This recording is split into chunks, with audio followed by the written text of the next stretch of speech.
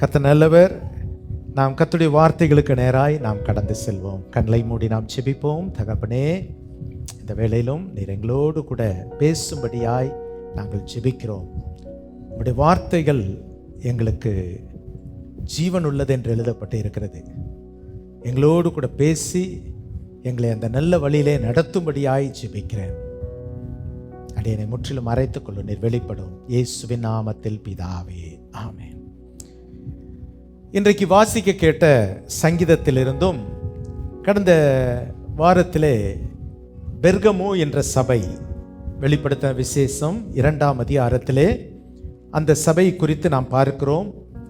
ஆண்டவர் யோவான் மூலமாக, அப்போஸ்தலனாகிய யோவான் மூலமாக அந்த நாட்களிலே ஆசியாவில் உள்ள 7 சபைகளை குறித்து தரிசனங்களை சொல்லுகிறார். முதலாவது யோவான் யார் என்று நான் சொன்னேன். யோவான் ஆண்டவரோடு கூட இருந்த சீசர்களிலே ஒருவர். ஆண்டவருடைய சீசர்களிலே ஒருவனாய் இருந்தாலும் அவர் மிக சிறந்தவர். ஏனென்றால் இயேசுவினிடத்தில் அன்பாய் இருந்த சீசன் என்று வேதத்திலே சொல்லப்பட்டிருக்கிறது. இரண்டாவது, இயேசுவின் மார்பில் சாய்ந்திருந்தான் என்று எழுதப்பட்டு இருக்கிறது. இன்றைக்கு நாம் ஆண்டவருடைய சீசர்களாய் இருப்பதை விட இயேசுவுக்கு அன்பாய் இருக்க வேண்டியது மிகவும் அவசியம். இன்னும் ஒரு படி ஆண்டவருடைய மார்பில் சாய்ந்திருக்க வேண்டும். ஆமென். அதுன்றா என்ன? ஒரு நெருங்கிய உறவு. ஆண்டவரோடு கூட எப்படி இருக்க வேண்டும்? ஒரு நெருங்கிய உறவு உள்ளவர்களாக இருக்க வேண்டும். இந்த அப்போஸ்தலனாகிய யோவான் இப்படிப்பட்ட அனுபவத்தை பெற்றதினாலே அவருடைய வாழ்க்கையில் என்ன நடந்தது அப்படின்னு சொல்லி நீங்கள் வெளிப்படுத்தின விசேஷத்தில் நீங்கள் வாசிப்பீர்கள் என்றால், ஆண்டவர் அவருக்கு நடக்க போகிற காரியங்களை என்ன செய்தார்? வெளிப்படுத்தினார். அதனுடைய அர்த்தம் என்ன? 1ஆம் அதிகாரம் 10ஆம் வசனத்திலே அந்த யோவான் கர்த்தருடைய நாளில் ஆவிக்குள்ளானேன் என்று எழுதப்பட்டிருக்கிறது. நன்றாய் கவனிங்கள். நமக்கு கர்த்தருடைய நாள் என்று ஒரு நாள் இருக்கிறது. அது நாம் இன்றைக்கு ஆராதிக்கிற கர்த்தர் உயிர்த்தெழுந்த நாள். நமக்கு கர்த்தருடைய நாள். பழைய ஏற்பாட்டின் காலங்களிலே அந்த 7வது நாளை கர்த்தருடைய நாளாக அனுசரித்து வந்தார்கள். இயேசு கிறிஸ்துவின் உயிர்த்தெழுதலுக்கு பிறகு இதை கர்த்தருடைய நாளாக நாம் ஏற்படுத்தி நாம் ஆராதிக்கிறோம். இந்த கர்த்தருடைய நாள் நமக்கு ஆவிக்குள்ளாகும் ஒரு நாள். ஆமென். நம்புறீங்களா? இந்த நாளில் நாம் முழுக்க ஆவிக்குரிய காரியங்களை சிந்தித்தால் மிகவும் நன்றாக இருக்கும். அப்படின்னா 6 நாள் மாம்சத்துக்குரிய நாள்னு நினச்சிடக்கூடாது. 6 நாளும் ஆவிக்குரிய நாள் தான். இன்றைக்கு இன்னும் ஆவிக்குள்ளாய் தேவனுடைய ஆலயங்களாய் நாம் கூடி தேவனை துதித்து பாடி தேவனை மைமைப்படுத்தி இன்னும் பலப்படுகிற ஒரு நாள். இந்த 10ஆம் வசனம், கர்த்தருடைய நாளில் நான் ஆவிக்குள்ளானேன். அந்த வசனத்தை வாசியுங்கள். அப்பொழுது நல்ல இருங்க. அப்போ நாம் நல்ல ஆவிக்குள்ளாய் துதித்து பாடும் பொழுது, கர்த்தருடைய சமூகத்திற்கு அந்த நாளிலே நாம் முக்கியத்துவம் கொடுக்கும் பொழுது நாம் ஆவிக்குள்ளாய் மாறுகிறோம். அப்பொழுது வாசிங்க. கர்த்தருடைய நாளில் ஆவிக்குள்ளானேன். அப்பொழுது எனக்கு பின்னாலே எக்கால சத்தம் போன்ற பெரிதான ஒரு சத்தத்தை கேட்டேன். நல்லா கவனிங்க. நீங்க எப்பொழுது கர்த்தருடைய நாளில் வந்து ஆவிக்குள்ளாக நீங்கள் மாறுகிறீர்களோ, உங்களுக்கு பின்னாக ஒரு எக்கால சத்தம் போன்ற ஒரு சத்தம் துணிக்கும். அதுதான் தேவ சத்தம். தேவ சபையிலே தேவ சத்தம் எழும்புகிறது. அப்ப யாருக்குள்ளாய் கர்த்தருடைய நாளை நாம் கனப்படுத்தி கர்த்தருடைய நாளுக்கு முக்கியத்துவம் கொடுத்து, இன்னும் சொல்ல போனால் அந்த நேரத்தை முக்கியத்துவப்படுத்தி, நேரத்தை கொஞ்சம் முக்கியத்துவப்படுத்துறது ரொம்ப அவசியம். யோவானுக்கு என்ன பேசினார்? நடக்க போகிற எல்லா காரியங்களையும் ஆண்டவர் வெளிப்படுத்தி விட்டார். நான் ஒன்று சொல்றேன், நீங்க கர்த்தருடைய நாளுக்கு நீங்க முக்கியத்துவம் கொடுத்து நல்ல ஆவிக்குள்ளாய் நீங்கள் நல்ல துதித்து பாடி நீங்க மைமைப்படுத்தி கொண்டிருங்க. உங்க வாழ்க்கையில நடக்க போறதெல்லாம் கர்த்தர் வெளிப்படுத்திடுவாரு. அல்லேலூயா. நம்ம ஆண்டவரை துதிச்சிட்டா அவர் என்ன செய்வார்னு ஓப்பனா எல்லாத்தையும் பேசிடுவாரு. இதுதான்ப்பா நடக்க போகுது அப்படின்னு சொல்லுவாரு. அதனால தான் யாரோ ஆராதனை நடத்துறாங்க அப்படின்னு சொல்லி நான் உட்கார்ந்துருக்க மாட்டேன். நல்லா கைத்தட்டி பாடுவேன், கொஞ்சம் உடம்ப அசைச்சுக்குவேன். எனக்கு ஒரு சந்தோஷம். ஏன்னா என் ஆண்டவருடைய சமூகத்தில் உங்களுக்கு முன்பதாய் நிற்கிறேன்னா நான் என்ன பண்ணணும்? நான் ஒரு முன்மாதிரியாக இருக்கணும். 2வது, ஆண்டவரை நான் துதிக்கணும். ஒரு சொல்லுங்க பார்க்கலாம். இதெல்லாம் நாம் செய்ய வேண்டும். கர்த்தருக்கு மகிமை உண்டாவதாக. இப்படி அந்த யோவான் ஆவிக்குள்ளான பொழுது கர்த்தர் ஒவ்வொரு சபைகளிலும் உள்ள காரியங்களை தெரியப்படுத்துகிறார். என்னை கடந்த வாரத்தில் கர்த்தர் பெர்கமு சபைக்கு கொண்டு போனார். பாருங்கள், அங்கே என்ன சொல்லப்பட்டு இருக்கிறது? 12ஆம் வசனத்திலிருந்து 2ஆம் அதிகாரம் 12ஆம் வசனமா? பெர்கமு சபையின் தூதனுக்கு நீ எழுத வேண்டியது என்னவெனில், இருபுறமும் கருக்குள்ள பட்டயத்தை உடையவர் சொல்லுகிறதாவது, உன் கிரியைகளையும் சாத்தானுடைய சிங்காசனம் இருக்கிற இடத்தில் நீ குடியிருக்கிறதையும் நீ என் நாமத்தை பற்றி கொண்டிருக்கிறதையும் சாத்தான் குடிக்கொண்டிருக்கிற இடத்திலே உங்களுக்குள்ளே எனக்கு உண்மையுள்ள சாட்சியான அந்திப்பா என்பவன் கொல்லப்பட்ட நாட்களிலும் என்னை பற்றும் விசுவாசத்தை நீ மறுதலியாமல் இருந்ததையும் அறிந்திருக்கிறேன். சரி, கவனிங்கள். இப்போ இந்த பெர்கமு சபை வாழ்ந்த சூழ்நிலையை இங்கு சொல்லுகிறார். இது எப்படிப்பட்ட இடத்தில் வாழ்ந்து கொண்டு இருக்கிறது? சாத்தான் என்ன போட்டிருக்கிறானாமா? சிங்காசனம் போட்டிருக்கிறான். ஸ்ட்ராங்கா சிங்காசனங்க. அவங்க மத்தியில தான் கர்த்தர் நம்மளை குடிய வச்சிருக்கிறாரு. அல்லேலூயா. அவங்க மத்தியில தான் கர்த்தர் நம்மளை குடி வைத்திருக்கிறார். இன்றைக்கு நம்ம இந்த காலத்தின் சூழ்நிலையை ஆண்டவர் எனக்கு எடுத்து சொன்னார். அவங்க மத்தியில தான் கர்த்தர் உங்களை ஞானவான்களாய், ஜொலிக்கிற நட்சத்திரங்களாய், ஆமென், உப்பாக, ஒளியாக கர்த்தர் நம்மை வைத்திருக்கிறார். எத்தனை பேர் அப்படி இருக்கிறீங்க? ஆனா சாத்தான் ஸ்ட்ராங்கா சிங்காசனம் போட்டிருக்கிறான். அந்த வசனம் ரொம்ப அழகாய் சொல்லப்பட்டு இருக்கிறது. அவங்க மத்தியில ஒருவன் கொல்லப்பட்டிருக்கிறான். நம்ம தேசத்திலும் கர்த்தருக்காக மறுதலியாமல் கொல்லப்பட்டவர்கள் எத்தனையோ பேர் உண்டு. கிரகம் ஸ்டெயின் அவருடைய பிள்ளைகள் கொல்லப்பட்டார்கள். இன்னும் எத்தனையோ ஊழியர்கள் கொல்லப்பட்டிருக்கிறார்கள். அவர்கள் மத்தியில் தான் நாம் இருக்கிறோம். இந்த சூழ்நிலையிலே 14ஆம் வசனத்தை வாசிப்போம். ஆகிலும் சில காரியங்களை குறித்து உன் பேரில் எனக்கு குறை உண்டு. பாருங்கள், இங்கு ஆண்டவர் சொல்லுகிறார், ஒரு நல்ல சபை சாத்தான் சிங்காசனம் போட்ட இடத்தின் மத்தியிலே நீ எனக்காக வைராக்கியமா இருக்கிறாய், என்னை மறுதலியாமல் இருக்கிறாய், விசுவாசத்தில் இருக்கிறாய். ஆனாலும் உன் பேரில் எனக்கு குறை உண்டு. உன் பேரில் எனக்கு என்னங்க இவ்வளோ நல்லா உயர்த்திட்டு என் பேர்ல குறைன்னு சொல்றீங்களே, என்ன குறை? வாசிப்போம்.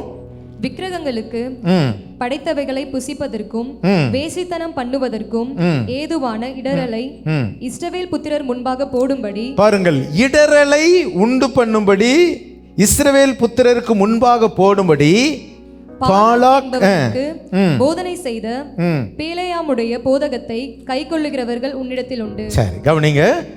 பீலேயாமின் போதகத்தை கைக்கொள்ளுகிறவர்கள் உன்னிடத்தில் உண்டு. இப்போ இந்த பகுதி இப்படியே வச்சுக்கோங்க. இது போன வாரம் நான் முதல் ஆராதனையில் கொடுத்த செய்தி. இப்போ நம்ம செய்தி இன்னைக்கு என்ன அப்படின்னா 143ஆம் சங்கீதம். இதுக்கும் அதுக்கும் என்ன சம்பந்தம்னு கேட்காதீங்க, அப்புறம் நான் சொல்கிறேன். 143ஆம் சங்கீதத்தை நீங்கள் எடுத்துக்கொண்டீர்கள் என்றால் அதில் 2 வழிகளை குறித்து தாவீது எழுதுகிறார். எத்தனை வழிகள்? 2 வழிகள். ஒன்று 8ஆம் வசனத்திலே, அதிகாலையில் உமது கிருபையை கேட்க பண்ணும், உமது கிருபையை கேட்க பண்ணும், உம்மை நம்பி இருக்கிறேன், நான் நடக்க வேண்டிய வழியை எனக்கு காண்பியும். கவனிங்க, முதல் வழி என்ன? நான் நடக்க வேண்டிய வழி அல்ல. எல்லாரும் சொல்லுங்க, நான் நடக்க வேண்டிய வழி. எல்லாரும் சொல்லுமா, நான் நடக்க வேண்டிய வழியை எனக்கு யார் கேட்கிறா? இந்த சங்கீதம் யாருடைய சங்கீதம்? தாவீது. தாவீது யாரு? ஒரு அரசன். என்ன சொல்றாருன்னா, ஆண்டவரே நான் அரசன், நான் வச்சதான் சட்டம் அப்படின்னு சொல்லாம, ஆனால் ஒரு அரசன் கேட்கிறான் ஆண்டவரிடத்துல, ஆண்டவரே நான் நடக்க வேண்டிய வழியை எனக்கு காண்பியும். ஆமென். எத்தனை பேர் அப்படி கேட்குறீங்க உங்க வாழ்க்கையில? நான் நடக்க வேண்டிய வழியை எனக்கு காண்பியும். எனக்கு நிறைய காரியங்களில் ஆண்டவர் இடத்துல கேட்டால் கர்த்தர் நமக்கு நடக்க வேண்டிய வழி என்ன செய்வார்? காட்டுவார். எத்தனை பேர் நம்புறீங்க? ஆனால் கர்த்தர் வழியை காட்டணும்னா நம்ம ஒன்று செய்யணும். என்ன பண்ணணும்? அதிகாலையில் கிருபையை கேட்க பண்ணணும். அதான் இன்னைக்கு குழப்பம். இன்னைக்கு யாரும் காலையில் என்ன பண்ணுறதில்ல, எழும்புறதில்ல. நைட்டு வர நம்ம என்ன பண்ணுறோம்? ரீல்ஸை சுற்றி ஒரு சாத்தான் நம்மளை என்ன பண்ணியிருக்கான்? அந்த விரலை பிடிச்சிக்கிட்டான். ஒன்றை மாற்றி இதோட போதுன்னா அடுத்தது ஒன்று. நம்மளை எப்படியோ மைண்டை கெடுக்குது. இன்னைக்கு நிறையா பேருடைய வாழ்க்கை. ஒன்றை சொல்கிறேன், கர்த்தர் உங்களுக்கு நடக்க வேண்டிய வழியை காண்பிக்க வேண்டும் என்றால் அதிகாலை நாம் எழுந்திருக்க வேண்டும். ஆமென். நீங்கள் ஏற்றுக்கிறீங்களோ ஏற்றுக்கலையோ சொல்ல வேண்டிய கடமை என்னுடையது. காலையில் எழுந்து பழகுங்க, காலையில் எழுந்து ஜெபம் பண்ணுங்க. கொஞ்ச நேரம் நீங்கள் எங்கே இருந்தாலும் நம்ம ஜூமில் இணைப்பில் வந்துடலாம். டெய்லி கர்த்தர் வார்த்தை தருகிறார். டெய்லி நமக்கு ஒரு பெரிய ஆசீர்வாதம். எத்தனையோ சபைகள் இல்லை. அப்போ அப்படி செய்யும் பொழுது கர்த்தர் நமக்கு நடக்க வேண்டிய வழியை நமக்கு என்ன செய்கிறார்? போதிக்கிறார். நம்முடைய ஆண்டவர் நமக்கு காண்பிக்கிறார். ஒரு அரசன் ஆண்டவரிடத்துல கேட்குறான். எனக்கு அதுதான் தொட்டுச்சு. ஒரு அரசன் ஆண்டவரிடத்துல நான் நடக்க வேண்டிய வழி எனக்கு காண்பினா நீங்களும் நானும் ஏமாத்துறங்க. நமக்கும் ஒவ்வொரு நாள் ஆண்டவரே இன்னைக்கு நான் என்ன செய்யணும் எனக்கு காண்பியும். நீங்க அப்படி கேட்கும் பொழுது கர்த்தர் நம்ம எப்படி நடக்க வேண்டிய வழியை காட்டுகிறார் பாருங்க. ஏசாயா 48:17 வாசிங்க. ஏசாயா 48:17. இஸ்ரவேலின் பரிசுத்தராய் இருக்கிற உன் மீட்பரான கர்த்தர் சொல்லுகிறதாவது, பிரயோஜனமாய் இருக்கிறதை உனக்கு போதித்து நீ நடக்க வேண்டிய வழியிலே உன்னை நடத்துகிற உன் தேவனாகிய கர்த்தர். பாருங்க இந்த வசனத்தை கொஞ்சம் பாருங்க. எதை கர்த்தர் போதிக்கிறாராம்? பிரயோஜனமா இருக்கிறது. நீங்க கேட்டுட்டீங்கன்னா பிரயோஜனம், அது ஆங்கில வார்த்தை எனக்கு ரொம்ப பிடிச்சிருந்தது. ப்ராஃபிட்டா. ஒரு நாள் நமக்கு தொடங்கி அந்த நாள் முடியும் பொழுது உங்களுக்கு எனக்கு அது எப்படிப்பட்ட நாளாக இருக்கணும்? ப்ராஃபிட்டாக இருக்கணும். இன்றைக்கி எனக்கு 1000 ரூபா நஷ்டங்க, இன்றைக்கி 2000 ரூபா நஷ்டங்க அப்படின்னு சொல்லக்கூடாது. இன்றைக்கி எனக்கு 1000 ரூபா லாபமாக இருந்தது. ஒரு நாள் எனக்கு லாபமாக இருக்கணும். என் பிஸ்னஸ் எனக்கு லாபமாக இருக்கணும். நான் செய்கிற வேலை எனக்கு லாபமாக இருக்கணும். அப்படி லாபமாக இருக்கணும்னா ஆண்டவர் உங்களை நடத்துவார். ஒரு ஆமென் சொல்லுங்க பார்க்கலாம். நீங்கள் கேட்டு பாருங்க, ஆண்டவரே எனக்கு நடத்துங்க. 32ஆம் சங்கீதம் 8ஆம் வசனம் எல்லாருக்கும் தெரிந்த வசனம். நான் உனக்கு போதித்து நீ நடக்க வேண்டிய வழியை உனக்கு காட்டுவேன், உன்மேல் என் கண்ணை வைத்து உனக்கு ஆலோசனை சொல்வேன். எவ்வளோ அருமையான வார்த்தை பாருங்க. அப்போ ஆண்டவர் இடத்துல கேட்டால் அவர் நடக்க வேண்டிய வழியை நமக்கு என்ன செய்கிறார்? காட்டுகிறார். எத்தனை பேர் நம்புறீங்க? அல்லேலூயா. அப்போ ஆண்டவர் இடத்துல நாம் என்ன செய்ய வேண்டும்? கேட்க வேண்டும். நடக்க வேண்டிய வழியை கேட்க வேண்டும். காண்பியும் என்று கேட்க வேண்டும். அதே நேரத்தில் நம்ம வழியை, நடக்க வேண்டிய வழியை கர்த்தர் காண்பிக்காம, கர்த்தரிடத்துல கேட்காம வேறவங்க வழியை அழிச்சிடுறாங்களாமா அப்படின்னு வசனம் இருக்குது. என்னை தப்பா எடுத்துக்கூடாது, வசனத்தை தான் நான் பேசுறேன். ஏசாயா 3ஆம் அதிகாரம் 12ஆம் வசனத்தை வாசிங்க பார்க்கலாம். ஏசாயா 3:12. பிள்ளைகள் என் ஜனங்களை ஒடுக்குகிறவர்களாய் இருக்கிறார்கள். என் ஜனங்களை ஒடுக்குகிறவர்களாய் இருக்கிறார்கள். ஸ்திரீகள் அவர்களை ஆளுகிறார்கள். ஸ்திரீகள் அவர்களை ஆளுகிறார்கள். என் ஜனமே, என் ஜனமே, உன்னை நடத்துகிறவர்கள் உன்னை மோசம் போக்கி நீ நடக்க வேண்டிய வழியை அழித்து போடுகிறார்கள். சரி, இந்த வசனத்தை கொஞ்சம் சிந்திப்போமா? இப்ப யாரை நடத்துறா? பேசணும். நீங்க கொஞ்சம் பேசினா நல்லா இருக்கும். முதல் யார் நடத்துறாங்களாமா? பிள்ளைகள். ஜனங்கள் என்றால் பெரியவர்கள். ஜனங்கள் என்பது யாரு? பெரியவர்கள். பெரியவர்கள். இப்போ யார் நடத்துறா? பிள்ளைகள்னா யாரு? சின்னவங்க. இன்னைக்கு நம்ம வீட்டில் எப்படி நடக்குது? இப்போ யார் சொல்ல கேட்டாங்க? கொஞ்ச நாளைக்கு முந்தைய எலெக்ஷனுக்கு எல்லாரும் யாருக்கு சொல்ல கேட்டாங்க? வருதா செய்தி? எப்பவுமோ உள்ள வசனம். யார் வந்தாலும் நமக்கு ஆட்சிக்கு யார் வந்தாலும் நான் சந்தோஷம் ஏற்றுக்கொள்கிறேன். ஆனால் ஸ்டேட்மெண்ட் என்ன சொன்னாங்க? என் பிள்ளை சொல்லிச்சு நான் கேட்டேன், என் பேரன் சொன்னால் நான் கேட்டேன், என் பேத்தி சொன்னால் நான் கேட்டேன். இப்போ வசனம் என்ன போட்டிருக்கு? பிள்ளைகள் என் ஜனங்களை. பிள்ளை அடம்பிடிச்சாங்க. அவனுக்கு 3 லட்சம் ரூபாய்க்கு நான் பைக் வாங்கி கொடுத்தேன். இப்போ யார் சொல்ல யார் கேட்குறா? பிள்ளைக்கு பைக் தேவை, ஒரு ஹீரோ ஹோண்டா வாங்கி கொடுங்க. அவன் என்ன பண்ண மாட்டான்? வேண்டான்றான். அவனுக்கு இப்போ என்ன கொடுக்கணும்? அந்த சீறிட்டு ஒரு குழியில் உட்காந்துக்கிட்டு இப்படி ஒன்று போகுது பார்த்தீங்களா, அந்த பைக்கை வாங்கி கொடு. இப்போ பிள்ளை யாரை ஒடுக்குறாங்க? ப்ராக்டிக்கலாக நான் நடக்கிறத சொல்கிறேன். உலகத்தில் பிள்ளை சொல்கிறதான் பெற்றோர் என்ன பண்ணுறாங்க? கேட்குறாங்க.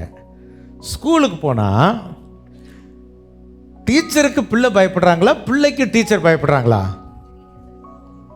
ஒரு காலத்தில் டீச்சர் வராங்க அப்படின்னா கப்பு சிப்புன்னு அடங்குவாங்க. இன்னைக்கு பிள்ளைகளை கண்டோன்னு டீச்சர்ஸ் என்ன பண்ணுறாங்க? கப்பு சிப்புன்னு அடங்குறாங்க. நடந்துருச்சா? வேதம் சொல்லுது பிள்ளைகள் ஜனங்களை ஒடுக்கிறவர்களா இருக்கிறாங்க. ஆண்டவர் பேசின காரியங்கள் உங்களோடு கூட நான் பேசுறேன். பிள்ளைகள் ஜனங்களை ஒடுக்குறாங்க. நடந்திருக்கா இல்லையா? வீட்டில் பிள்ளை அப்பாவை பார்த்து சொல்கிறான், உனக்கு ஒன்றுமே தெரியாது. யாரை பார்த்து சொல்கிறான்? பெத்தெடுத்து அப்பாவை பார்த்து சொல்கிறான், உனக்கு ஒன்றுமே, இவர் என்னமோ எல்லாம் கற்றுக்கிட்ட மாதிரி. ஆமாடா, எனக்கு ஒன்றும் தெரிலதாண்டா அப்படின்னு சொல்கிற காலம் வந்துருச்சு இன்னைக்கு. தகப்பன் பிள்ளையை கண்ட உடனே நடுங்கிறான். பிள்ளைகள் ஜனங்களை ஒடுக்கிறார்கள். அடுத்தது பாருங்க, ஸ்திரீகள் யாரை ஆளுகிறாங்க? women rule over the people. புருஷனை யார் ஆள்றாங்க? சில வீட்டிலலாம் அந்த ஆளுக்கு ஒன்றும் தெரியாதுங்க, அவன் சும்மாங்க. யார? நான் யாரையோ வீட்டில் வந்து க்ளீன் பண்ணுற ஆளை சொல்கிறாங்கன்னு பார்த்தா தான் வீட்டு ஆளை தான் சொல்கிறாங்க. அது சும்மாங்க, அது வேஸ்ட்டுங்க. என்கிட்ட எதுனாலும் என்கிட்ட சொல்லுங்கள், நான் பார்த்துக்கிறேன். அவர் சும்மா, அவர் சும்மா. யார் ஆளுக? நிறைய இடங்களில் ஸ்திரீகள் ஆளுகிறார்கள். வேதம் என்ன சொல்லுகிறது? புருஷனுக்கு, மனைவிக்கு தலை யாரு? புருஷன். புருஷனுக்கு தலை யாரு? கிறிஸ்து. இதுதான் தேவன் ஏற்படுத்தின அந்த ஆளுமை. புருஷனுக்கு தலை கிறிஸ்து, ஸ்திரீக்கு தலை புருஷன். எதுவாக இருந்தாலும் அவருடைய சொல்ல கேட்கணும், ஆலோசனை கேட்கணும். ஆனால் இங்கே வசனம் என்ன சொல்லுது? ஸ்திரீகள் அவர்களை ஆளுகிறார்கள்.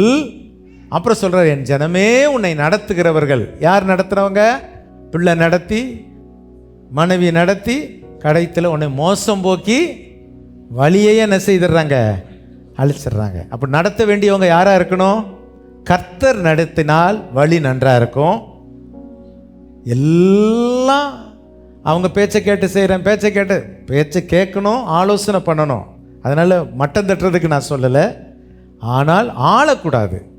ஆளுறதுக்கு அதிகாரம் யாருக்கு இல்லை? மனைவிக்கு இல்லை.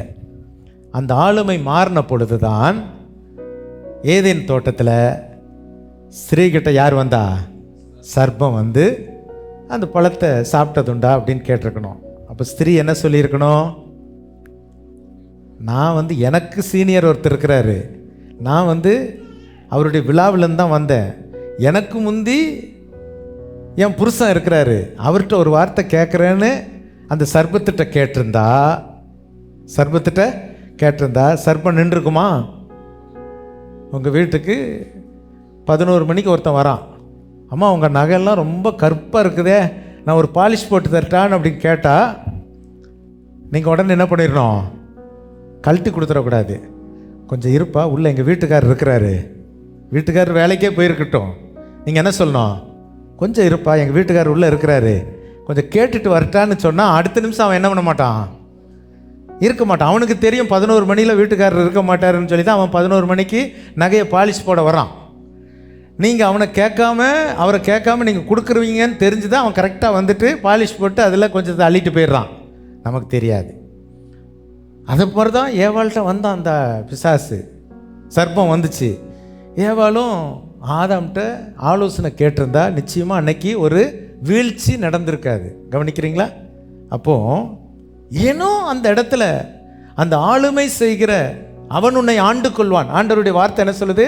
அவன் உன்னை ஆண்டு கொள்வான்னு சொல்லப்பட்ட அந்த ஆளுமையை விட்டதுனால தான் குடும்பத்தில் குழப்பம். சரி, ஆகவே நம்ம இன்னைக்கு முதல் பாகம், இந்த செய்தியுடைய முதல் பாகம், கர்த்தர் இடத்துல ஆண்டவரே நான் நடக்க வேண்டிய வழியை எனக்கு காண்பியும் என்று கேட்கணும். நீங்கள் கேட்டிங்கன்னா கர்த்தர் உங்களுக்கு பிரயோஜனமான பாதையில் நடத்துவார். உங்கள் குடும்பம் லாஸில் போகாது. உங்கள் குடும்பம் நாளுக்கு நாள் எப்படி போகும்? கெயினாக போகும். ஒரு ஆமேன்னு சொல்லுங்கள் பார்க்கலாம். இன்றைக்கி நிறைய பேர் இப்படி லாஸில் போகிறதுக்கு காரணம், என் மனைவி சொல்ல கேட்டேன், அவங்க சொல்ல கேட்டேன், அதில் பணத்தை போட்டேன், இதில் போட்டேன், அதை வாங்கி கொடுத்தேன், இதை வாங்கி கொடுத்தேன், என்னால் மீள முடியலன்னு சொல்ல வரக்கூடாது. ஆகவே பொதுவாக அவங்களுக்கு கொஞ்சம் ஆசைகள் இருக்கத்தான் செய்யும், இல்லைன்னு சொல்லலை. ஆனால் நாம் கவனமாய் நாம் காத்துக்கொள்ள வேண்டும். சரி, ரெண்டாவது பாகம் இந்த 143ஆம் சங்கீதத்தில் ரெண்டாவது வழி. முதல் வழி நான் நடக்க வேண்டிய வழி. ரெண்டாவது வழி என்ன? 10ஆம் வசனத்தை வாசிங்க. உமக்கு பிரியமானதை செய்ய எனக்கு போதித்தருளும். நீரே என் தேவன், உம்முடைய நல்ல ஆவி என்னை செம்மையான வழியிலே நடத்துவாராக. சரி, இரண்டாவது வழி என்ன? செம்மையான வழி. முதல் நான் நடக்கிற வழி. இப்போ ரெண்டாவது இதே தாவீது சொல்றாரு, ஆண்டவரே என்னை எப்படி நடத்தணும்? அப்ரைட் வேஸ், செம்மையான வழியில் என்னை நடத்துங்க. இன்னைக்கு என் செய்தியுடைய மிக முக்கியமான பாயிண்ட் இதுதான், உங்களோட கூட நான் பகிர்ந்து கொள்கிறேன். அப்போ தாவீது கர்த்தரிடத்துல, ஆண்டவரே நான் ஒரு அரசன், என்னை செம்மையான வழியில நடத்தும்னு யார் கேட்டா? ஒரு அரசன் கேட்டார். மறுபடியும் நீங்க வச்சுக்கணும், ஒரு அரசன் ஏன் இஷ்டப்படி நான் நடப்பேன்னு சொல்லலை, என்னை உம்முடைய நல்ல ஆவி செம்மையான வழியில் நடத்தணும் அப்படின்னு கேட்கிறாரு. கர்த்தர் நடத்தினாரா? வாசித்து பாருங்கள். 1 ராஜாக்கள் 11ஆம் அதிகாரம் 38ஆம் வசனம். 1 Kings chapter 11 verse 38. நான் உனக்கு கட்டளையிட்டதை எல்லாம் நீ கேட்டு கைக்கொண்டு நீ என் வழிகளில் நடந்து என் தாசனாகிய தாவீது செய்தது போல என் கட்டளைகளையும் என் கற்பனைகளையும் கைக்கொள்ளும்படிக்கு என் பார்வைக்கு செம்மையானதை செய்கிறதுண்டானா. இப்ப ஆண்டவர் சாலமோன்ட்ட பேசுறாரு, உன் தகப்பன் நான் கற்பித்ததை கேட்டு செம்மையானதை செய்ததை போல. ராமேன் சொல்லுங்க பார்க்கலாம். அப்போ ஒரு மனிதன் தேவனிடத்தில் என்னை செம்மையான வழியில் நடத்தும் அப்படின்னு கேட்கும் பொழுது கர்த்தர் நம்மை எப்படி நடத்துகிறார்? செம்மையான பாதையில் நடத்துகிறார். தாவீது அதற்கு உதாரணம். தாவீது கர்த்தர்ட்ட கேட்டாரு, கர்த்தர் அவரை செம்மையான பாதையில் நடத்தினார். அதை தொடர்ந்து நிறைய வசனங்கள் இருக்கிறது. 2 ராஜாக்கள் 22ஆம் அதிகாரம் 2ஆம் வசனத்தை வாசித்து பாருங்க. 2 ராஜாக்கள் 22:2. அவன் கர்த்தரின் பார்வைக்கு செம்மையானதை செய்து என் தகப்பனாகிய தாவீதின் வழியில் எல்லாம் வலது இடதுபுறம் விலகாமல் நடந்தார். பாருங்க, செம்மையானதை செய்ததற்கு உதாரணமாய் ஆண்டவர் அந்த வேதாமத்தில் எழுதினது யாரை என்றால் தாவீதை. அப்போ நாம் கர்த்தரிடத்தில், ஆண்டவரே என்னை செம்மையான வழியில் நடத்தும்னு நீங்க கேட்டீங்கன்னா கர்த்தர் உங்களை செம்மையான வழியில் நடத்துவார். அது ஆண்டவர் சாட்சியாய் எழுதுகிறார். அப்போ ஒரு தகப்பன் தாயினுடைய கடமை என்ன தெரியுமா?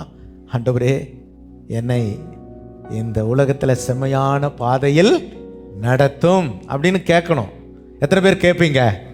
ஹல்லேலூயா. இது எல்லாரும் கேட்க மாட்டாங்க, உலகத்தில் எல்லாரும் கேட்க மாட்டாங்க. கர்த்தரால் தெரிந்து கொள்ளப்பட்டவங்க தான் சபைக்கு வர முடியும். சபையில் வந்து வசனத்தை கேட்டு அதன்படி நடக்கிறவங்க தான் நடக்க முடியும். எல்லாரும் சிலர் கேட்குற மாதிரி கேட்பாங்க, அப்படி இல்லை. நீங்கள் கேட்டிங்கன்னா உங்களுக்கு வாழ்க்கை நல்லா இருக்கும். அதுக்கு தான் போதிக்கிறது. இவ்வளோ உட்காந்து யோசித்து திட்டமிட்டு வசனங்களை எடுத்து போதிக்கிறதற்கென ஆவியானவருடைய துணையோடு கூட ஆண்டவருடைய கிருபை. கர்த்தருக்கு ஸ்தோத்திரம். ஆகவே செம்மையான பாதையில் நடத்துன்னு சொல்லி ஜெபம் பண்ணினார். கர்த்தர் நடத்தினார் தாவீதை. இப்போ என் செய்தி என்ன அப்படின்னா, இப்போதான் பெர்கமு சபைக்கு கொண்டு வரேன். இப்போ செம்மையான வழியில் நடக்க வேண்டிய அந்த சபை இப்போ பெர்கமு சபையில் என்ன பண்ணாங்க? 14ஆம் வசனத்தில் சொல்லப்பட்டிருக்கிறது. வெளிப்படுத்தின விசேஷம் 2:14, ரெவலேஷன் 2:14. ஆகிலும் சில காரியங்களை குறித்து உன் பேரில் எனக்கு குறை உண்டு.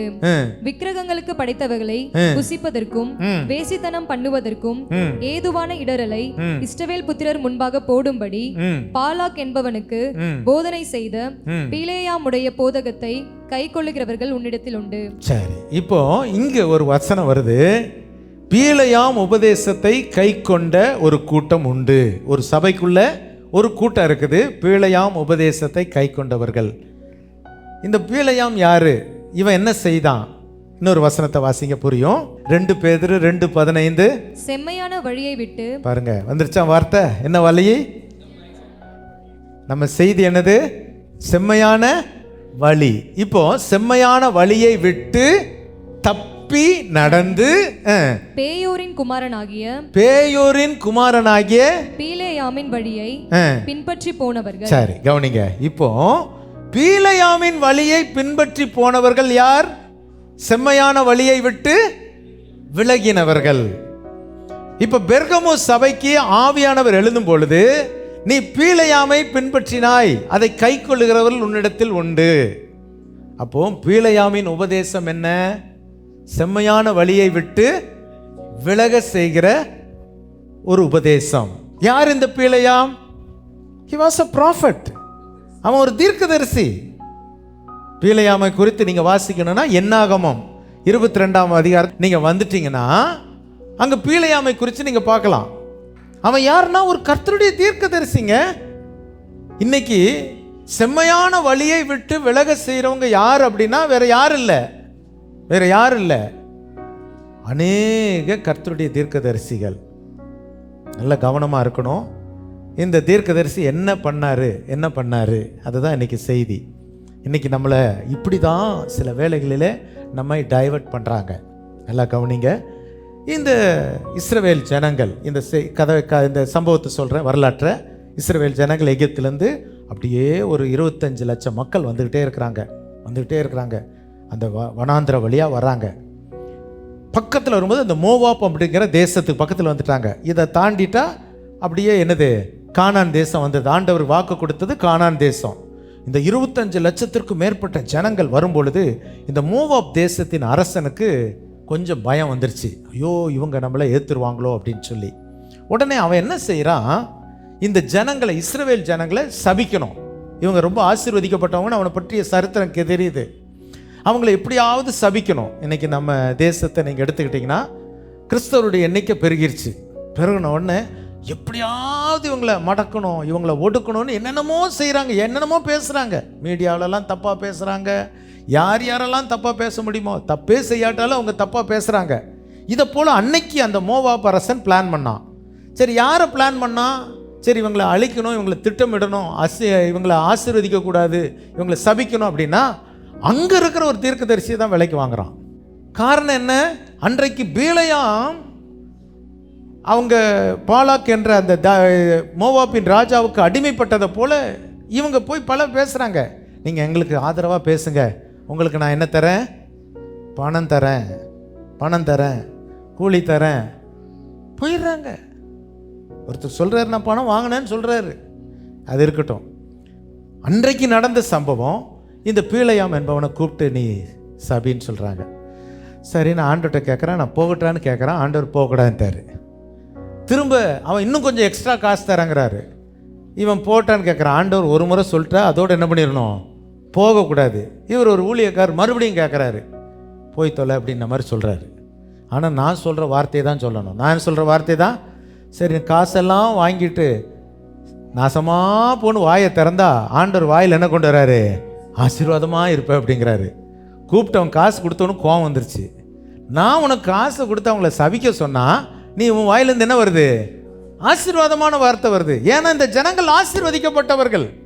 என்னாகும் 24ஆம் அதிகாரம் 1ஆம் வசனத்தை வாசிங்க பார்க்கலாம். நம்ம எல்லாருக்கும் பிடிச்ச வசனம். இஸ்ரவேலை ஆசீர்வதிப்பதே கர்த்தருக்கு பிரியம். ஆண்டவருக்கு என்ன பிரியம்?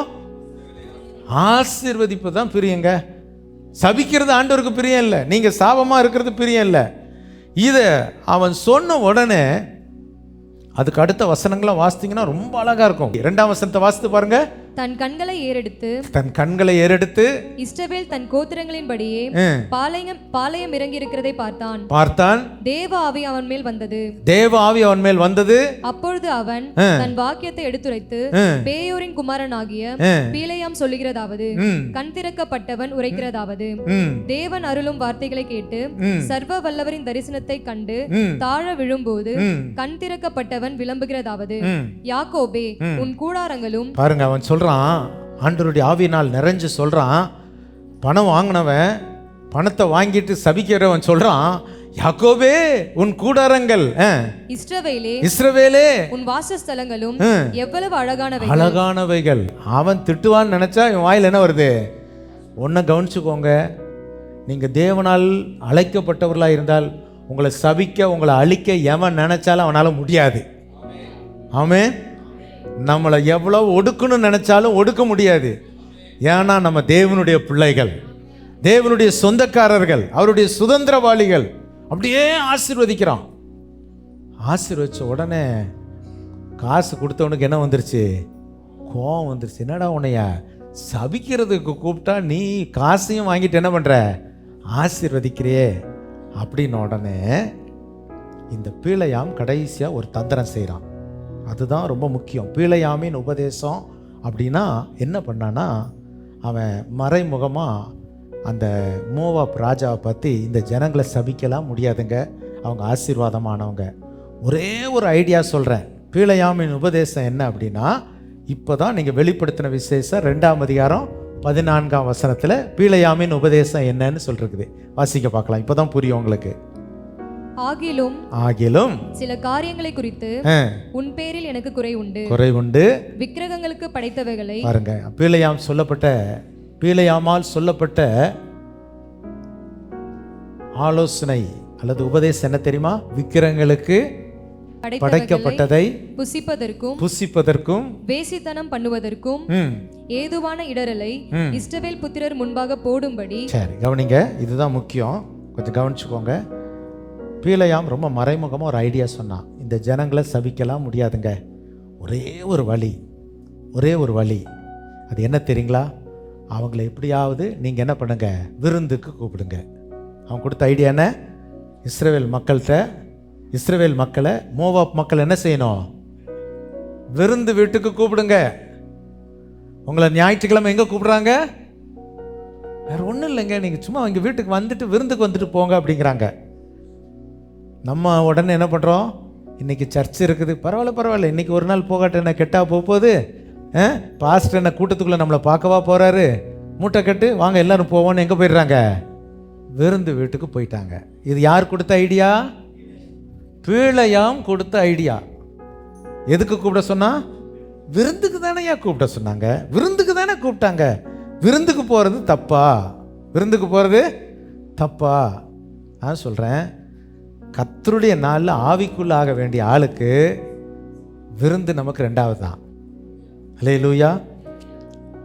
அப்படி நம்ம நினைக்கணும். நம்மளை கூப்பிட்டாங்கன்னா, உங்களை யாராவது கூப்பிட்டாங்கன்னா நீங்கள் என்ன சொல்லணும்? எங்களுக்கு இன்னைக்கு ஆராதனை இருக்குது, நாங்கள் வரோம், முடிச்சுட்டு நாங்கள் என்ன பண்ணுறோம்? நம்ம சனிக்கிழமையே எல்லாம் போய் அங்கே உட்காந்துக்கிறோம். சனிக்கிழமையே நம்ம தான் அங்கே முதன்மையான தலைமை, நம்ம தலைமையில் தான் நடக்கிற மாதிரி அங்கே போய் என்ன பண்ணுறோம்? உட்கார்றோம். இது பீலையாமின் உபதேசம். சபைக்குள்ள இன்னைக்கு நிறைய பேர் அந்த கர்த்தருடைய நாளுக்கு முக்கியத்துவம் கொடாமல் அசட்டை பண்ணுறதை கர்த்தர் பார்க்குறார். இன்னைக்கு கர்த்தர் உங்களோடு கூட பேசுகிறாரு. யாரோட பேசுகிறாரு எனக்கு தெரியாது. பீலையாம் இந்த ஐடியா கொடுத்துட்டான். கொடுத்த உடனே இப்போ வாசிக்க பார்க்கலாம். என்னாகமம் 25ஆம் அதிகாரம் 1ஆம் வசனத்தை வாசிங்க. என்னாகமம் 25ஆம் அதிகாரம் 1ஆம் வசனம். இஸ்ரவேல் சித்தீமிலே தங்கி இருக்கையில் ஜனங்கள் மோவாபின் குமாரத்திகளோட வேசித்தனம் பண்ண தொடங்கினார்கள். அவர்கள் தங்கள் தேவர்களுக்கு இட்ட பலிகளை விருந்துண்ணும்படி ஜனங்களை அழைத்தார்கள். ஜனங்கள் போய் புசித்து அவர்கள் தேவர்களை பணிந்து கொண்டார்கள். விருந்து என்ன நடந்துச்சு? என்னங்க ஃபீஸ்ட்? என்ன ஃபீஸ்ட்? இந்த மாசத்துல கூடுவாங்க, இந்த மாசத்துலையும் கூடுவாங்க, எந்த மாசத்துலையும் கூடுவாங்க. நம்மளை எதுக்கு கூப்பிடுவாங்க? வேற ஒன்றுக்கெல்லாம் இல்லைங்க, ஒன்றுக்குமே இல்லைங்க, சும்மா வந்துட்டு சாப்பிட்டு போங்க அப்படின்னு. உடனே அடிச்சு பிறண்டு ஓடிடக்கூடாது. இவங்க ஓடினாங்க. ஓடி முதல் விருந்துக்கு கூப்பிட்டாங்க. நம்ம ஆள் போய் உட்கார்ந்தாங்க, சாப்பிட்டாங்க. அப்புறம் என்ன பண்ணாங்களாமா? அவர்கள் தேவர்களை பணிந்து, முதல் சாப்பிட்டாங்க, 2வது பணிந்து கொண்டார்கள், 3வது முதல் வசனத்தில் வேசித்தனம் பண்ணினார்கள். நல்லா கவனிக்கிறீங்களா? பாவம் வந்துருச்சு. எங்கே வந்துருச்சு? ஆசீர்வதிக்கப்பட்ட ஜனம் கர்த்தருடைய நாளை புறக்கணித்து, கர்த்தருடைய திட்டத்தை புறக்கணித்து, ஒரு ஊழியக்காரர், இத்தனைக்கும் காரணம் யார் தெரியுமா? ஊழியக்காரனுடைய ஐடியா. அதனால தான் பீலையாமின் உபதேசம் போட்டிருக்குது. நாம் கவனமாக இருக்கணும். நம் தேவனால் வேறுபடுத்தப்பட்டவங்க. கர்த்தருடைய நாளை நம்ம கொஞ்சம் கூட அசட்டை பண்ணக்கூடாது. நிறைய பேர் நினைக்கிறாங்க, ஞாயிற்றுக்கிழமை பாஸ்டருக்கு போனால் ஆதாயம், நம்ம போகாட்டா பாஸ்டருக்கு ஆதாயம் இல்லை. அதெல்லாம் இல்லைங்க. நீங்கள் உங்கள் ஆத்மாவை ஆதாயப்படுத்துறதுக்கு நாங்கள் கர்த்தர் கொடுக்குற வார்த்தையை பேசுகிறேன். இன்றைக்கி அந்த பீலையாமின் சத்தத்திற்கு நம்ம செவி கொடுத்துட்டோன்னா, பீலையாம் சொல்கிறான், ஜனங்களை வேற ஒன்றும் வேண்டாங்க, விருந்துக்கு கூப்பிடுங்க அப்படிங்கிறான். விருந்துக்கு தானே பாஸ்டர் போகிறீங்க? விருந்து கொடுத்தாங்க. உண்ட மயக்கம் யாருக்கு? உண்டவர்களுக்கு தான் உண்டு. நம்மளால் தப்பாக சொல்லுவாங்க, உண்ட மயக்கம் தொண்டர்களுக்கு உண்டுன்னு. தொண்டர்களுக்குலாம் இல்லை, உண்டவனுக்கு தான் மயக்கம் வரும். ஆமே. இப்போ போய் சாப்பிட்டாங்க. நல்ல கறி, மீன், கிரில் சிக்கனு, அது இது தந்தூரி எல்லாம் போட்டு அடித்த உடனே என்ன பண்ணுது? அப்படியே தூக்கம் வர்ற மாதிரி இருக்குது. அதுக்கு என்னங்க, எங்கள் வீட்டில் போய் தூங்குங்க, ஏசி போட்ட ரூம் இருக்குது, படுங்க. அதன் பிறகு அங்கு பாவம் வந்தது. இப்போ பாவம் செய்கிற இடத்துல பாவம் செய்த மக்களை கர்த்தர் தண்டிக்கிறார். 25 அதிகாரத்தில் நீங்கள் அதுக்கு தொடர்ந்து வந்தனா, ஜனங்கள் பாவம் செய்ததுனாலே ஆண்டவர் என்ன செய்தார்? அங்கே என்ன அனுப்பினார்? வாசித்து பாருங்க. என்ன ஆகும்? 25 நம்பர்ஸ் 25 என்ன வந்துச்சு? ஆண்டவர் எதை அனுப்பினார்? வாதை வந்தது. வாதை வந்தது. கவனிங்க, வாதை யார் இழுத்து போட்டது? வாதை வந்ததுக்கு காரணம் என்ன? தேவ ஜனங்கள் என்ன செய்தாங்க? கர்த்தரை விட்டுட்டு அந்நிய வீடுகளில் போய் உட்கார்ந்து விருந்து சாப்பிட்டுட்டு அங்கே பாவம் செய்ததுனாலே வாதை வந்தது. சில வேளை நம்ம வீட்டுக்கு வர்ற சில வாதைகள், வியாதிகள் ஏன்னு நீங்கள் யோசிக்கிறீங்களா? சில நஷ்டங்கள் ஏன்னு யோசிக்கிறீங்களா? உட்காந்து யோசிக்கணும். ஏன் எனக்கு நஷ்டம் வருது? ஆண்டவர் தான் நம்மளை ப்ராஃபிட்டான வழியில் நடத்துகிறாரு. ஏன் நஷ்டம்? ஏன் வேதனை? நம்ம செய்கிற சில தப்புகள். அப்போ இதற்கு இடரல் உண்டாக்குனது யாரு? பிழையாம். நல்ல கவனிங்க, சபைக்குள்ள வர்றவங்க ஒருவருக்கொருவர் இடரல் உண்டாக்கக்கூடாது. ஒரு ஊழியக்காரனால் ஒரு முழு ஜனங்கள் இடரல் உண்டாக்கப்பட்டார்கள். ஊழியக்காரனால் இன்னைக்கு எத்தனையோ ஊழியக்காரருடைய தவறுகள் ஜனங்களை இடரல் உண்டாக்குது. ஆகவே என்னுடைய செய்தியினுடைய கடைசி பாகம் என்ன அப்படின்னா, நாம் இடரல் உண்டாக்குகிறவர்களாக இருக்கக்கூடாது. கவனிக்கிறீங்களா? இப்போ இடரல் உண்டாக்குறோம் ஊழியக்காரனாலும் வரும். ஊழியக்காரனே பேசுவாங்க, இல்லைங்க ஞாயிற்றுக்கிழமெல்லாம் இன்னைக்கு சில ஒருத்தர்லாம் சொல்கிறார், ஞாயிற்றுக்கிழமெல்லாம் சபைக்கு போகணுன்னு அவசியம் இல்லைங்க, உபவாசம் எடுக்கணும்னு அவசியம் இல்லைங்க, ஜெபிக்க வேண்டிய அவசியம் கூட இல்லைங்க. ஊழியக்காரங்க பேசுகிறாங்க, ஜெபிக்க வேண்டிய அவசியம் கூட இல்லைங்க, ஜெபிக்க வேண்டாங்க அப்படின்னு பேசுகிற காலங்கள் வந்துருச்சு. ஆகவே நாம் ரொம்ப எச்சரிக்கையாக இருக்கணும். ஜெபம் என்பது நம்முடைய தனிப்பட்ட வாழ்க்கையிலே நமக்கு தேவையானது. ஆமென். சபை கூடி வருதல் மிக முக்கியம். சபை கூடி வருதல் நாம் விட்டு விடாது இருக்க வேண்டும். சபை கூடி வருதல் நமக்கு ரொம்ப முக்கியம். இதெல்லாம் வேண்டான்னு சொல்ற ஆட்கள் உபவாசம் வேண்டான்னு சொல்றாங்க. உங்களுக்கு முடியலையா நீங்க இருங்க, ஆனா உபவாசித்து ஜெபிப்பது நல்லது. ஆமென். சரி, இப்போ இடரல் உண்டாகாமல் இருக்கணும்னா என்ன செய்யணும்? இடரல், இப்போ பீழையாமால் இடரல் உண்டாக்கினான். செம்மையான வழியை விட்டு செல்வதற்கு பீழையாம் காரணமாக இருந்தான். அப்போ இடரல் உண்டாகாமல் இருக்கணும்னா என்ன செய்யணும்? முதல் தலைப்பு, சின்ன தலைப்பு தான். 119 சங்கீதம் 165 வசனத்தை வாசிங்க. உம்முடைய வேதத்தை நேசிக்கிறவர்களுக்கு மிகுந்த சமாதானம் உண்டு, அவர்களுக்கு இடரல் இல்லை. இடரல் இல்லாமல் இருக்க வேண்டும் என்றால் எதை வாசிக்கணும்? வேதத்தை வாசிக்கணும். இன்னைக்கு வேதம் வாசிக்கிறதெல்லாம் குறைஞ்சு போச்சு. அருமையானவர்களே, நம்மளை இடர செய்யாமல் இருக்கணும்னா நம்ம வேதம் நமக்கு முக்கியம். காலையிலேருந்து வேதத்தை வாசிங்க, கொஞ்சம் வேதத்தை தியானிங்க, நம்ம இடரவே மாட்டோம். ராமேன் சொல்லுங்க பார்க்கலாம். தேவன் நம்ம கையில் ஒரு பொக்கிஷம் மாதிரி இந்த வேதத்தை கொடுத்துருக்கிறார். ஒரு அம்மா பாஸ்டர்கிட்ட வந்தாங்களாம்மா, பாஸ்டர் எனக்கு நைட்டு தூக்கமே வரமாட்டேங்குது நேரமா, இந்த பாஸ்டர் நைட்டு பைபிள் வாசிமா அப்படின்னாராம்மா. பைபிள் வாசித்தோன்னா இந்த அம்மாவுக்கு தூக்கம் வந்துருச்சாம்மா. இந்த அம்மா அடுத்த வாரம் வந்து சாட்சியாம்மா, இத்தனை நாள் நான் தூக்கம் வராமல் கஷ்டப்பட்டேன், பாஸ்டர்கிட்ட வந்தேன், பைபிளை வாசிக்கணும், பைபிளை வாசிக்க தூக்கம் வந்துருச்சுங்க. இந்த பைபிளுக்கு இவ்வளோ பவர் இருக்குதா? இந்த அம்மா சாட்சி வேற சொல்லுதாம்மா. வேடிக்கையாக சொல்கிறேன், வேதம் வந்து தூக்கம் வர்றதுக்காக பைபிள் வாசிக்கிறது இல்லை, நம்முடைய நலன், நாம் இடராமல் இருப்பதற்கு வேதத்தை வாசிக்கணும். நீங்கள் வேதத்தை வாசித்தால் ஒரு நாள் என்ன பண்ணாது? இடர மாட்டோம். ரெண்டாவது, நாம் இடராமல் இருக்க வேண்டும் என்றால் நாம் ஒன்று காரணம் வாசித்து பாருங்க. மத்தேயு 13 அதிகாரம் 2 வசனத்தை வாசிங்க. இடராமல் இருக்கணும்னா மேத்யூ 13:20. தனக்குள்ளே வேறில்லாதவனாய் கொஞ்ச காலம் மாத்திரம் நிலைத்திருப்பான். பாருங்க, வேர் இல்லாட்டா அவன் இடறிடுவான், வேர் இருந்தா இடர மாட்டான். அதை முழுமையா வாசிக்கமா. வசனத்தின் நிமித்தம் உபத்திரவமும் துன்பமும் உண்டான உடனே இடரல் அடைவான். பாருங்க, ஒரு மனுஷனுக்குள்ள செய்தி கேட்டு போன உடனே சில துன்பம் வருது, உபத்திரம் வருது, இடறிடுறான். காரணம் என்னன்னா வேர் கொள்ளாததுனால. அப்போ ஒரு வசனத்தை நாம் கேட்டு அது ஆழமாய் சிந்திக்கணும், அதை நம்ம வேர்கொள்ளணும், ஆழமா நம்ம அதை எடுத்துட்டு போனோம், நம்ம வாழ்க்கையில நம்ம இடரவே மாட்டோம். ஆமென், அல்லேலூயா. மூன்றாவது, இடராமல் இருக்கணும்னா நீதிமொழிகள் 3 அதிகாரம் 21 வசனத்தை வாசிங்க. என் மகனே, இவைகள் உன் கண்களை விட்டு பிரியாதிருப்பதாக. மெய் ஞானத்தையும் நல்ல ஆலோசனையையும் காத்துக்கொள். மெய் ஞானத்தையும் நல்ல ஆலோசனையும். இன்னைக்கு நல்ல ஆலோசனையை காத்துக்கொள்ளணும், கேட்கணும். சபையில சொல்லப்படுகிற ஆலோசனை நல்ல ஆலோசனை. எத்தனை பேர் அதை ஏற்றுக்கொள்றீங்க? ஆமே.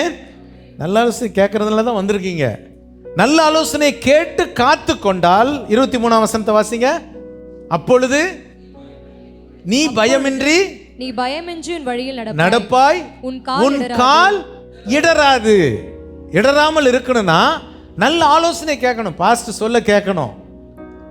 வேதத்தில் சொல்ற நல்ல ஆலோசனைகளை கேட்கணும். நமக்கு தான் கெட்ட ஆலோசனை சொல்றதுக்கு தான் காத்துக்கிட்டு இருக்கானே.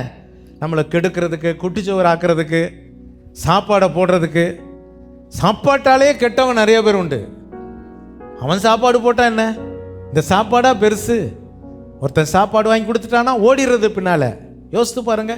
சாப்பாட்டை கொடுத்து இடரப்பட்டவன எத்தனையோ காரியங்கள் சபையில நடந்திருக்குது.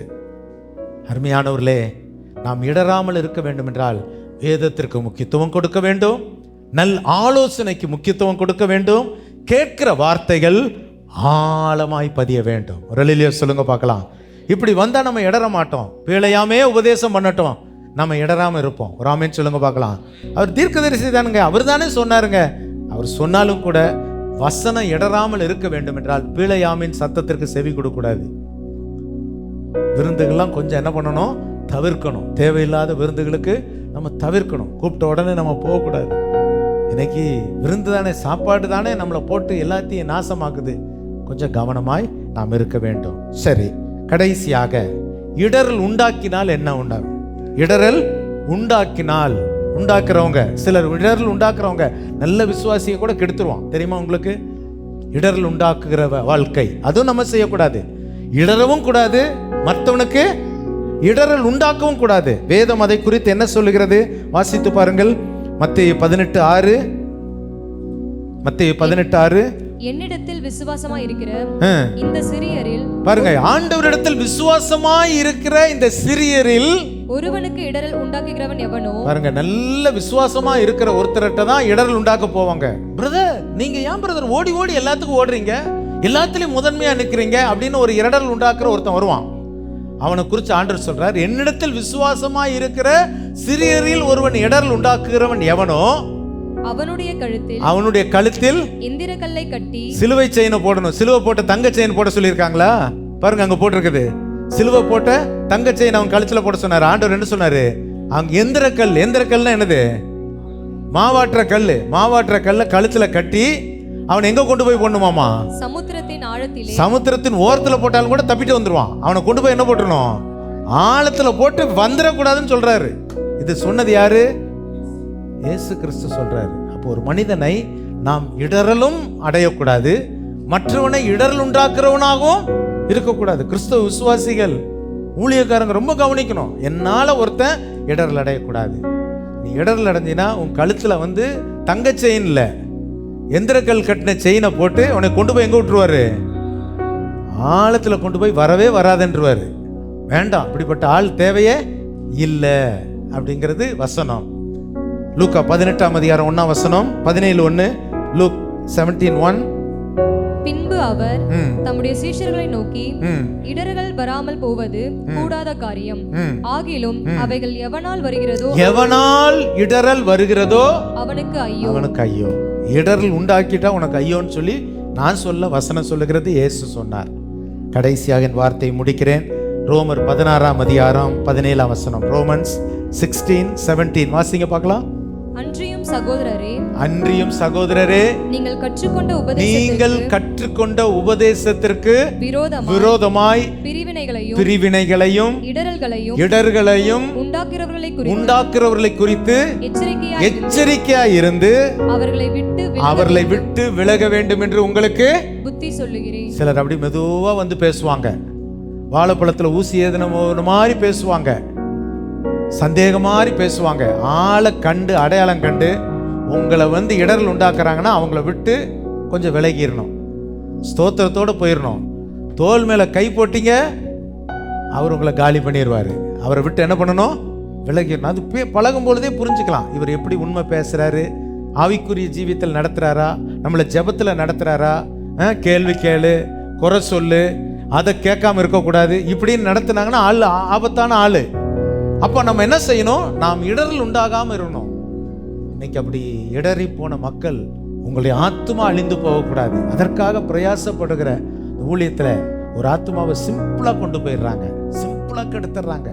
நல்லா செயல்படுற ஒருத்தனை சோறை கொடுத்து எதையாவது கொடுத்து கெடுத்து குடிச்சவராக்குறாங்க, இடரல் உண்டாக்குறாங்க. வேதம் சொல்றது அவனுக்கெல்லாம் ஐயோ, அப்படிப்பட்டவர்களை விட்டு நாம் விலக வேண்டும். ஆமென். அப்போ இந்த செம்மையான வழி என்பது தேவன் நமக்கு காண்பிக்கிற வழி. செம்மையான வழியை விட்டு விலக செய்கிறது பிழையாமின் உபதேசம். அது இடரல் உண்டாக்குகிறது. அந்த உபதேசத்திற்கு நாம் போய்விடாதபடிக்கு, நவீன காலத்துல இது வேண்டாங்க, அது இல்லைங்க, அப்படிங்க இப்படிங்கன்னு சொல்லாதபடிக்கு, கர்த்தர் கற்றுக் கொடுத்த சத்தியத்தை கேட்டு. சில சொல்லுவாங்க, ஏன் 2 மணி நேரம் ஆராதனை 1 மணி நேரத்திலே முடிச்சிடலாமே. ஆமாங்க, 1 மணி நேரத்தில் கூட முடிச்சிடலாம், 10 நிமிஷத்துல கூட முடிக்கலாங்க. ஏன் 8 மணி நேரம் வேலை செய்றீங்க? 1 மணி நேரம் வேலை செஞ்சுட்டு வீட்டுக்கு வந்துருங்களேன், உங்களுக்கு சம்பளம் கரெக்டாக வரும் பாருங்க. வேலைக்கு மாத்திரம் 8 மணி நேரம், இன்னும் கூட 2 மணி நேரம் கிடைச்சாலும் பரவாயில்லன்னு நம்ம நினைக்கிறோம். ஆண்டோடைய சமூகத்தில் நம்ம உட்கார்ந்து வசனத்தை கேட்டு, ஆண்டவரே நான் இடராமல் இருக்கணும்ப்பா, இடராமல் இருக்கணும்னு சொல்லி செம்மையான பாதையில் நடத்த வேண்டும். ஆமென். தாவீது 2 காரியத்தை கேட்கிறார். நான் நடக்க வேண்டிய வழியை எனக்கு காண்பியும், செம்மையான வழியில் என்னை நடத்தும். ஒரு அரசனே இப்படி கேட்டாங்கன்னா, நீங்களும் நானும் இன்னும் எவ்வளோ கேட்கணும். கண்களை மூடி நாம் ஜெபிப்போமா? ஆண்டவரிடத்தில், ஆண்டவரே நான் நடக்க வேண்டிய வழி எனக்கு காட்டும். பிழையாம் போல கர்த்தருடைய தீர்க்கதரிசிகள் எனக்கு தவறா ஆலோசனை பேசுறவங்களாம் இன்னைக்கு இருக்கிறாங்க. மீடியால பேசுவாங்க, இது தேவையில்லை, அது தேவையில்லை. ஐயா, கர்த்தர் நமக்கு ரத்தம் சிந்தி மீட்டு கொண்ட சபை, அதுல நாம் வசனத்தை கேட்கிறவர்களா இருப்போம், சத்தியத்தை விட்டு விலகாதவர்களா இருப்போம். கண்களை மூடி ஜெபிப்போமா? உம்முடைய நல்ல ஆவி என்னை செம்மையான வழியில் நடத்துவாராக. அருமையானவர்களே, நம்மளை கெட்ட வழியில நடத்துறதற்கு பிழையாம் போன்ற இடர்கள் உண்டாக்குகிற உபதேசங்கள் உண்டு, மனிதர்கள் உண்டு, நண்பர்கள் உண்டு. அவங்க சத்தத்திற்கு செவி கொடாதபடிக்கு, ஈவன் உங்களை சார்ந்திருக்கிற மக்கள், உங்க பிசினஸை சார்ந்திருக்கிற மக்கள், உங்க தொழிலை சார்ந்திருக்கிறவங்க கூட நம்மளை டைவர்ட் பண்ணுவாங்க. கர்த்தர் நமக்கு தந்த செம்மையான வழி இது பரலோகத்துக்கு கொண்டு போய் சேர்க்கிறது. நீதியின் பாதையிலே ஜீவன் உண்டு, அந்த பாதையில் மரணம் இல்லை. ஒரு நல்ல வழியை கர்த்தர் நமக்கு கொடுத்திருக்கிறார். இயேசு அதற்காய் தம்முடைய இரத்தத்தை சிந்தினார். நம்மளை ஆராய்ந்து பார்ப்போமா? நம்மளை ஒப்பு கொடுப்போமா? ஆண்டவரே, நான் எவ்வளவோ உடைய வழியை விட்டு கொஞ்சம் விலகிட்டேன்ப்பா, தேவையில்லாத பாதைக்கு போயிட்டேன். இன்னைக்கு எத்தனை இளைஞர்கள் ஐயா ஏயா போதை வஸ்து, யாரோ சொன்னதை கேட்டு கேட்டு கேட்டு போதைக்கு உள்ளாக்கி கொஞ்சமா சாப்பிட்டு அது குடிகாரனா மாறி, மொடா குடிகாரனா மாறி இன்னைக்கு எவ்வளவோ ஆசீர்வாதத்தை இழந்துருச்சே. ஆண்டவருக்கு ஒப்பு கொடுத்து வாழ்வோம். ஒரு வாழ்க்கை, இன்னும் கொஞ்ச காலம், எவ்வளவு நாள் வாழ போறோன்னு தெரியாது. உண்மையோடு உத்தமத்தோடு வாழ கர்த்தர் நம்ம எல்லாருக்கும் கிருபை செய்வாராக. ஹல்லேலூயா, ஹல்லேலூயா. ஆண்டவரிடத்தில் ஒப்பு கொடுப்போமா? ஜெபிப்போமா? ஆண்டவரே, எங்களோடு கூட பேசி நீர் உமக்கு ஸ்தோத்திரம் அப்பா, ஸ்தோத்திரம் ஆண்டவரே, ஸ்தோத்திரம் ஆண்டவரே, ஸ்தோத்திரம் ஆண்டவரே. அப்பா உமக்கு ஸ்தோத்திரம் ஆண்டவரே. செம்மையான வழியில் எங்களை நடத்தும் ஆண்டவரே, நடக்க வேண்டிய வழி எங்களுக்கு காட்டும் ஆண்டவரே, காட்டும் ஆண்டவரே, காட்டும் ஆண்டவரே.